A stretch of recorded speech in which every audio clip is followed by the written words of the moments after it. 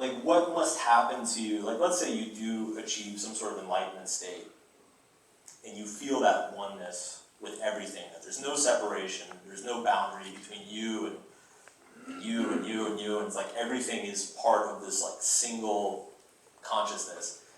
Like that must totally screw with your boundaries, you know, like your human psychological relationship boundaries, you know, so and I can totally see how it's like, well, yeah, getting wasted and sleeping with my student is just as like profound and a beautiful expression of the oneness of all existence as, you know, sitting in a cave, so why not do it, you know? And it's, but yeah, I think we could probably go down that rabbit hole. I think it sounds like the thing that all four of us agree on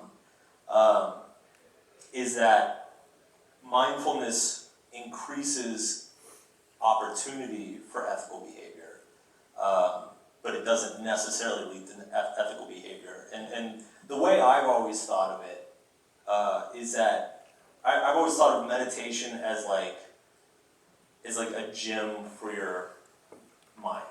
You know, it's like the same way like going to the gym and getting really fit and jacked. You know, like you can do good things with your muscles and you can do bad things with your muscles. It's the same thing with like if you really get your mind in order, it can be used for good, it can be used for bad.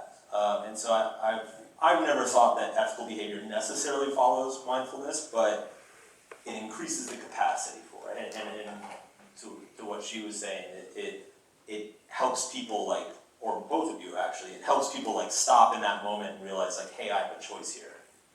I don't have to act on my impulse. Yeah, so I think this leads us to an interesting next point, which is, okay, so if mindfulness alone is not enough, which it kind of sounds like there's like a rough consensus here, that mindfulness alone is not going to produce without more ethical behavior. If we feel that it's important as teachers of these practices, and Mark, I know you don't necessarily self-identify as a teacher, but you are essentially, and probably with the widest reach of any of us actually. So what is our responsibility to include the ethical dimension, to see that that's not lost when we teach mindfulness, and how do we go about doing that? So, you know, we might start with Janice. You know, do you see the ethical dimension to be an important part of training in mindful leadership? And if you do, you know, when you're working with your clients in the workplace, how do you make sure to instill that ethical dimension and impart that ethical dimension? And are there any challenges with that? You know, do you have to push sometimes to get that stuff included? So it's an absolutely critical part of the work we do, and we do it in a variety of different ways, but one of the hurdles, just to kind of go at your last part first, is it's really important, and we are always asking individuals and potential clients who are interested in the Institute coming to them, what is the consensus around bringing this in? Because one of the most important things is that people be open and curious to it. If people are coming dragged to this, that's not the place to start from. So that's always a critical piece to begin with. But then after that, creating a space that's safe enough for people to actually feel like they can begin to express is the next challenge, that they can begin to speak openly about the challenges, including the challenges of being what I call a 21st century juggler. So not only are you in this role, whatever your role is for work, but you're perhaps, you've got a partner, you've got children, you've got elderly parents, you want to be involved in your community, all of these things, you're juggling like crazy.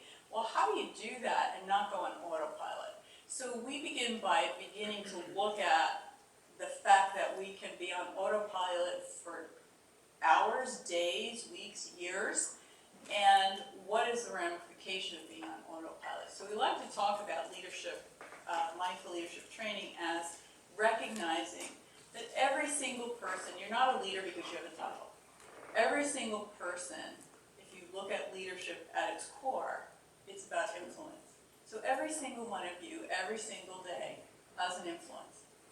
Choices you make and the actions you take and the words that you say have an influence on how you lead your life, how you are influencing in your family, how you are influencing colleagues, your community, the environment, in all manner of ways. So we like to talk about mindful leadership training as we're influencing every day, for better or worse. And so one way that we start talking about mindful leadership is, can we more often look at ways that we can influence more often for better and less often for worse? And so we talk about things like, how do I take a purposeful pause? Actually, how do I do it? What kind of training do I need to have? And then we go beyond that and look at things like my calendar. How am I choosing to spend that precious time I have when I'm awake every day? What are my choices around that? How often does it happen, as we see often, or people will say, my calendar's my calendar, I just kind of do what it says. I had my own awakening to my calendar and the importance of doing reflections on calendars one day when I had this recognition early on in my own practice that at that time there were 34,000 employees in my company. 33,999 could put time on my calendar, and only one couldn't, me. And that was a big eye-opener as well to looking at how ego played a part in the calendar. So we do things like that. So am I going to this meeting because everybody else say I'm not engaged if I don't? And so we start looking at things like storytelling and ego in very practical ways, like our calendars, as I mentioned, principles. And so we start to really dive deeply into what's happening, how much of my time am I on autopilot, what kinds of steps can I take every day to start to take small steps. And I like to say small steps change a dance. So you only have to change a little thing every day, and all of a sudden things start to change. I'm a sucker for good metaphors. So if we're talking, we're talking a little bit now about mindfulness in the workplace and its appropriate role there. So I think there's some interesting questions there around ethics as well, because there is an argument that's been made that when you bring mindfulness into the workplace, when you teach it for, arguably for purposes of reducing stress, for improving performance at work, as which is the way that some people frame it, that you are engaging what's called McMindfulness. Right, this idea of this sort of diluted fast food mindfulness where you really lose the essence of it. And I think one thing that's often brought up is especially when it's decoupled from the spiritual component, the religious component that it originated in, or the ethical component. So is there validity, so I'm just going to ask the panel, so anyone who wants to respond to this, respond. Is there validity to that critique, that McMindfulness critique, and if so, what do we do about it, and what's our responsibility there as teachers? I'd like to start there. I don't know if that's a yes or no question. It's a yes and no question. Preparing for the panel, I was reading this weekend about a man named Andy Lee, and he is the Chief Mindfulness Officer for Aetna. One of the biggest pharmaceutical companies, right? I think it's a pharmaceutical company or insurance. Thank you. And they talked about how they've entered mindfulness, MBSR specifically, into their structure, into their company structure, and they have seen productivity increase by 62 minutes. If you put that into dollars, I think it was like $3,000 per year. And so I sat there and I thought about, well, that's great, 62 minutes of productivity, that's mindfulness is working. But then it's so ethical. But then I thought, but I don't know, but we don't know in that 62 minutes, was there ethical decisions made? Did someone participate in a more just and peaceful way because they had my NBSR in their back pocket? We don't know what happened in that 62 minutes for us to say yes or no. We don't know what's happening so we have to bring it back to the intention of the corporation, of what's the intention of the corporation, and why are they bringing mindfulness into their company structure.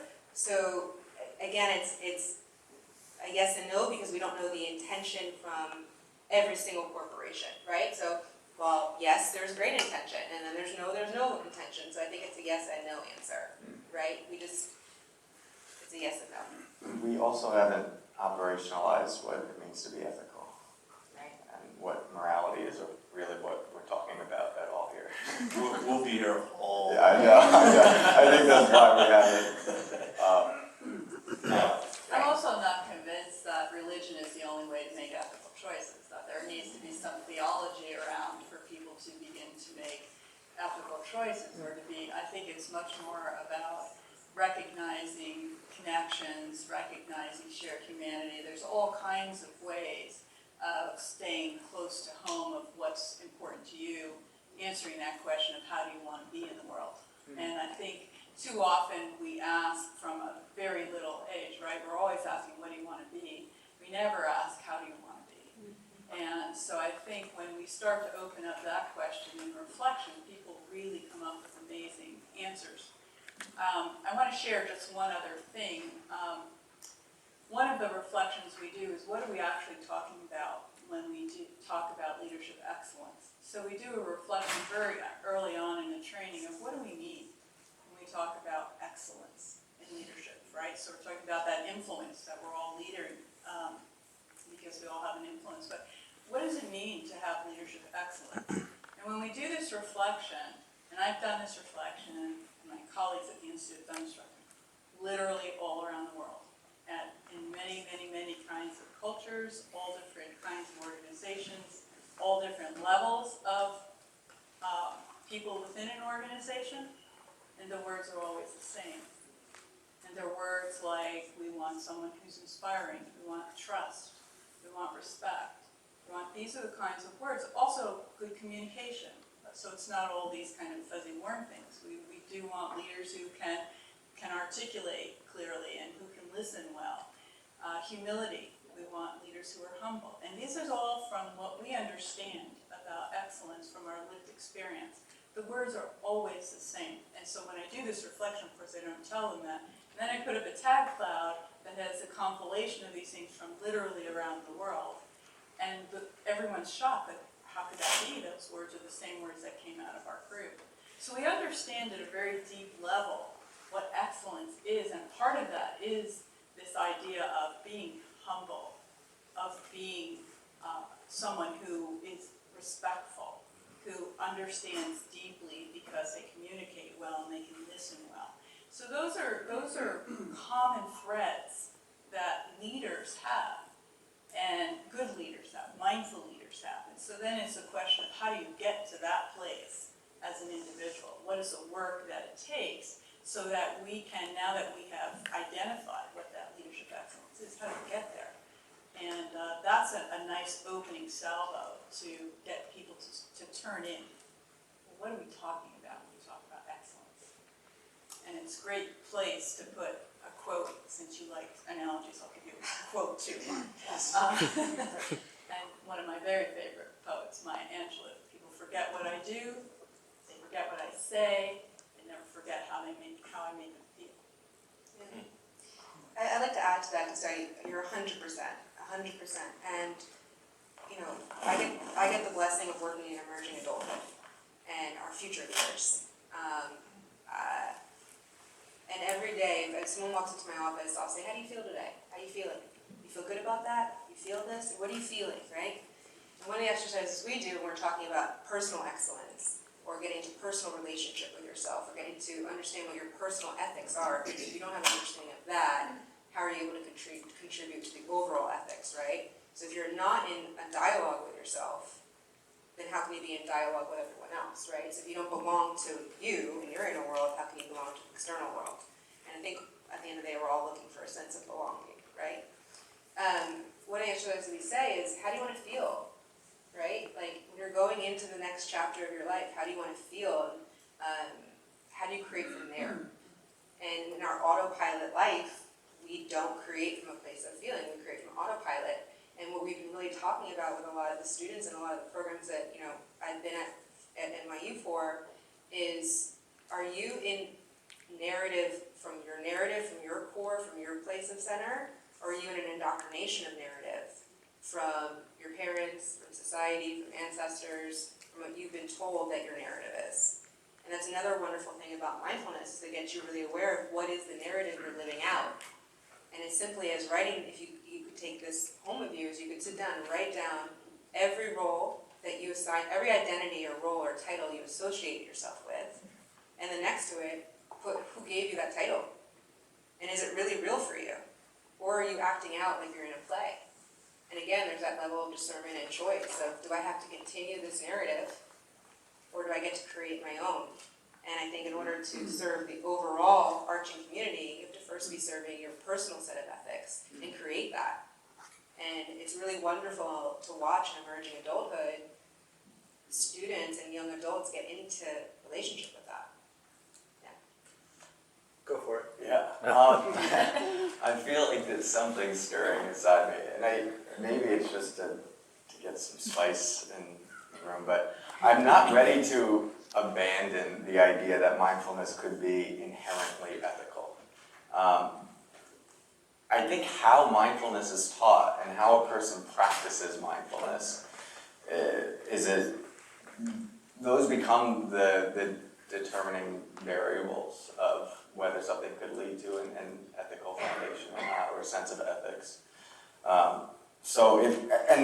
Like all this other stuff we're talking about, like if you go take an MBSR course, mindfulness-based stress reduction, you're going to learn the mindfulness practice, like the body scan, you're focusing on your toes, your knees, all of this, all the way to the top of the head. But then there's all the secondary stuff that the teacher brings in of like, be a good person, how does it feel when you're having a conversation with someone, like what is your own personal ethics? I would say that's secondary to mindfulness, in the same way that morality is taught in conjunction with the meditation practice on a meditation retreat. The two inform each other, so if you're talking about what is it like to bring non-judgment in relationship to John, that is informing the quality of awareness that we're bringing to the body scan. But they're separate little prescriptions that I think you can apply that create an ethical foundation.